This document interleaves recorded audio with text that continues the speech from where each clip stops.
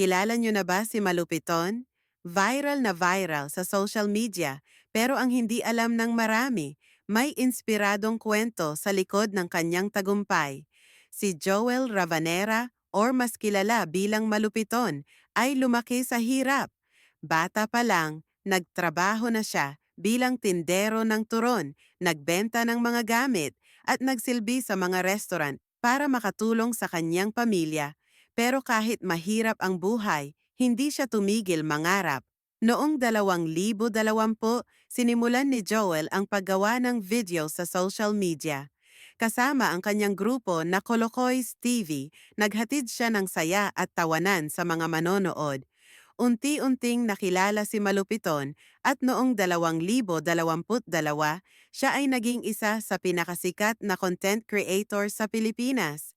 Pero hindi lang pagpapatawa ang layunin ni Malupiton. Gusto rin niyang magbigay ng pag-asa sa mga taong dumaranas ng lungkot o anxiety.